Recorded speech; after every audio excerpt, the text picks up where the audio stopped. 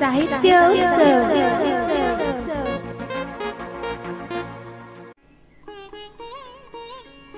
नमस्कार. कथांजलीच्या आजच्या भागात मी रेश्मा आपणा सर्वांचं हार्दिक स्वागत करते. माणूस या प्राण्याकडे अनेक सद्गुणांचा खजिना असला तरीही त्यासोबत दुर्गुणही वास करीत असतात. दांभिकता हा त्यातला सर्वात मोठा दुर्गुण. स्वतःचे दोष गुन्हे झाकून दुसऱ्यांचे दोष खुले करण्यात माणसाला एक आसुरी आनंद असतो. अशी माणसं नेहमीच आपल्या अवतीभोवती वावरत असतात. त्यांच्या या दांभिकतेमुळे अनेकांना त्रास होतो, कित्येकांवर अन्याय होतो, परंतु त्याची तमा ही दांभिक माणसं यत्किंचितही बाळगत नाहीत. माणसातला माणूस या कथासंग्रहातील पंचनामा एका दांभिकाचा ही कथा ह्याच आशयाला स्पर्श करते. पंचनामा एका दांभिकाचा. काही वर्षे साहित्य क्षेत्रात एकछत्री साम्राज्य असलेले साहित्य सम्राट क्षयराव आता शब्दशिल्पाच्या खुर्चीत तासनतास एकटेच बसून असतात. अधूनमधून हॉलच्या प्रवेशद्वाराकडे केविलवाणे आसुसलेल्या नजरेने पाहत असतात. मानचिन्हे आणि मानपत्रांकडे बघून तर त्यांना त्यांचीच कीव येते, लाजही वाटते. अशा पश्चातापदग्ध अवस्थेत मागचं काही आठवलं की खुर्चीतल्या खुर्चीत बसल्या बसल्याच ते लोळागोळा होतात. साहित्यिकांच्या गर्दीत, भेटायला येणाऱ्यांच्या वर्दळीत काव्यावर चर्चा, कथांचा विषय आशय, कादंबऱ्यांचा दर्जा, ललित विषयांवरचे मर्मबंध, समीक्षेविषयीच्या चर्चा, साहित्य स्पर्धेतील साहित्य निवडीवरील शाब्दिक सुरावटीच्या चकमकी, मतमतांतरांच्या गदारोळात, सळसळत्या चैतन्यात अन हास्याच्या तुषारात शब्दशिल्प सतत गजबजलेलं असायचं. शब्दशिल्पचे शिल्पकार सर्वेसर्वा क्षयरावांना तर कुणाशी काय आणि किती वेळा बोलावं याचा क्रम ठरवावा लागत असे. कधी कधी तर टेबलवरच्या प्रकाशित झालेल्या पुस्तकांची पानं चाळता चाळता त्यांची दमछाक व्हायची. जाडजूड पाकिटातील मानधनाच्या राशीचा हिशोब करता करता बोलायची इच्छा असून सुद्धा त्यांचा नाईलाज व्हायचा. असा त्यांचा एक एक मिनिट अत्यंत मौल्यवान होता. त्याचं त्यांना फळही मिळालं, ते सुद्धा त्यांच्या मनासारखं.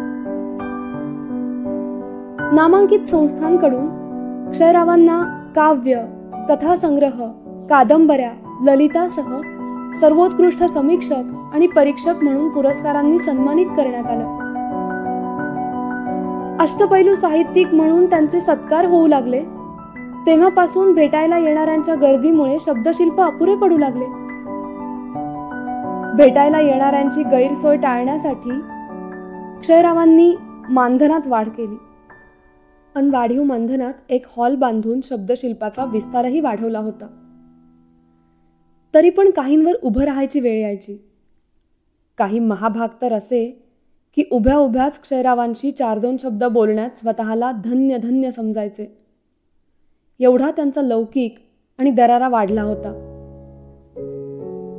जेव्हापासून एका नामांकित संस्थेने क्षयरावांना साहित्य भूषण म्हणून सन्मानित केलं, तेव्हापासून ते स्वतःला शिरोमणी समजून वागत बोलत असत. सदानकदा ते साहित्याचे मुकुटमणीच्या तोऱ्यात वावरत असत.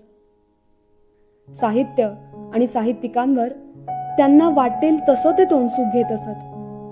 कशा कशाचीही पर्वा न करता अगदी बेधडकपणे बोलायची एकही संधी सोडत नसत. कुणाशी बोलणं भेटणं आता त्यांना कमीपणाचं वाटत असे. एवढा त्यांचा साहित्य क्षेत्रात तोरा वाढला होता. कसबीपणात अत्यंत धुरंधर असलेल्या क्षयरावांच्या नसानसात गूळ तिथे मुंगळे भिनले असल्यामुळे साहित्य संस्था, प्रकाशन संस्था, वृत्तपत्रे, नामांकित साहित्यिक आणि नेते मंडळींशीही त्यांचे एवढे घट्ट धागेदोरे विणले गेले होते की क्षयरावांविषयी जोरात सुरू असलेली कुजबूज चर्चा केव्हा हवेत विरून जायची कुणाच्या लक्षातही येत नसे. एवढंच नाही तर त्यांच्या विरोधात खरं ते बोलण्याचं धाडस सुद्धा कोणी करीत नसे. अशातच एका साहित्य संस्थेकडून आयोजित साहित्य पुरस्कार वितरण समारंभात क्षयराव प्रमुख अतिथी म्हणून उपस्थित होते. भव्य दिव्य सभा मंडप, लौकिक संपन्न आयोजक मंडळी, साहित्यिक आणि रसिक श्रोत्यांची प्रचंड गर्दी, विनासायास लाभलेली संधी. तोंडसुख घेण्यासाठी हपापलेले क्षयराव ही संधी कशी सोडणार?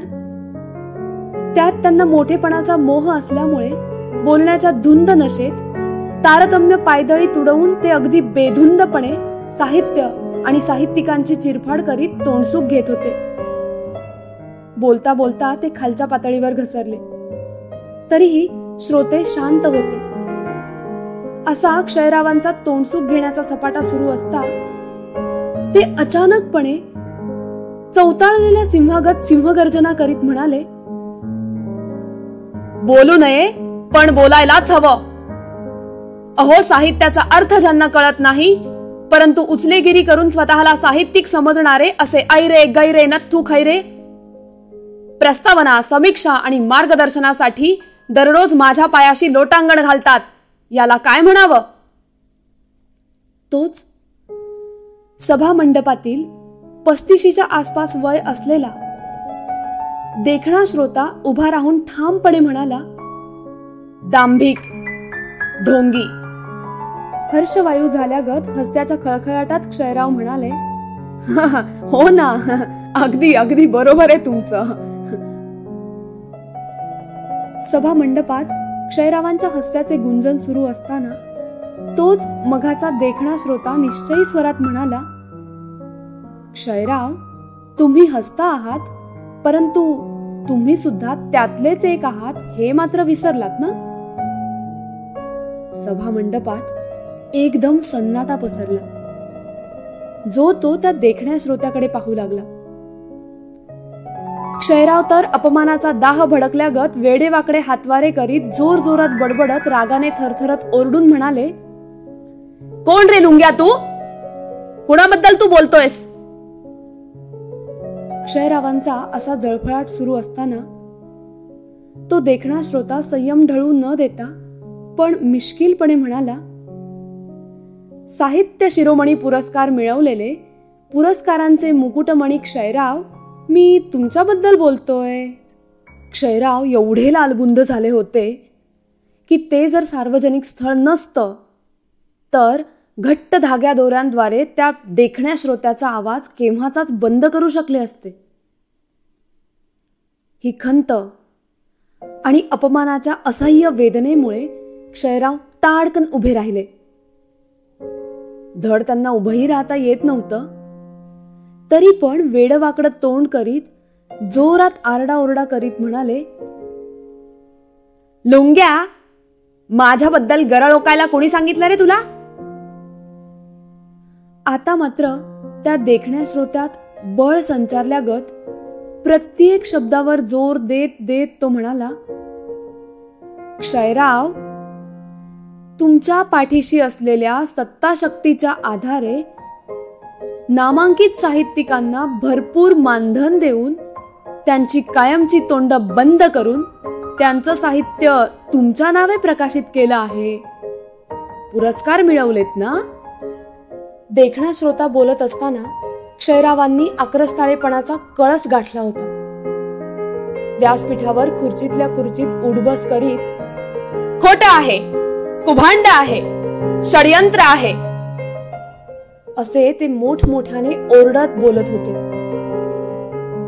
आता तो देखणा श्रोता जिद्दीला पेटल्यागत त्वेषाने म्हणाला, क्षयराव, तुमच्या म्हणण्याप्रमाणे मी लुंगा आहे. माझ्यासारख्या लुंग्याच्या एकांकिकेत तुम्ही केवळ पात्रांची नावं बदलून माझी एकांकिका तुमच्या नावे प्रकाशित केलीत आणि सर्वोत्कृष्ट एकांकिकेचा पुरस्कार मिळवलात. साहित्य स्पर्धेतील कसदार साहित्याचं तुम्ही काय केलं ते तुम्हीच जाणे.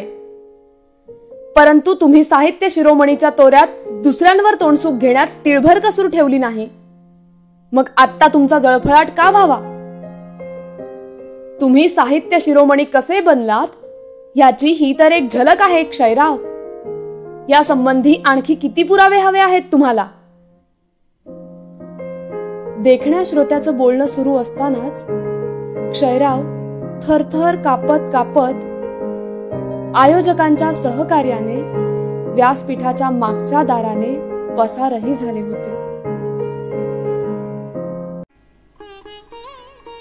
बघितलं श्रोते हो, हा दुटप्पीपणा, ही दांभिकता घेऊन जगणारी ही माणसं. पण कधी ना कधीतरी शेरास सव्वा शेर भेटतोच. आपल्या या गैरवर्तनाचा पंचनामा जेव्हा असा खुलेआमपणे होतो तेव्हा सारी प्रतिष्ठा मातीत मिळते. माणसातला माणूस या कथासंग्रहातली ही कथा आपल्याला नक्कीच अंतर्मुख करेल. कथासंग्रहातल्या अशाच आणखी काही कथा घेऊन मी आपल्यासोबत असणारच आहे. तेव्हा पुन्हा भेटू पुढच्या कथेसह कथांजलीच्या पुढच्या भागात. तोपर्यंत मी रेश्मा आपला निरोप घेते. नमस्कार. दर्जेदार साहित्याचा आणि कलाकृतींचा आस्वाद घेण्यासाठी जॉईन करा साहित्य उत्सव व्हॉट्सॲप किंवा टेलिग्राम ग्रुप. जॉईन करण्यासाठी संपर्क करा 98 81 60 20 25 या क्रमांकावर.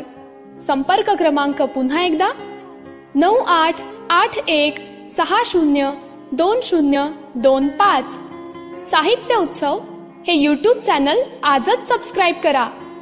साहित्य उत्सवच्या फेसबुक पेजला जरूर भेट द्या, कारण ज्ञान आणि मनोरंजन यांचं अतूट नातं म्हणजे साहित्य उत्सव.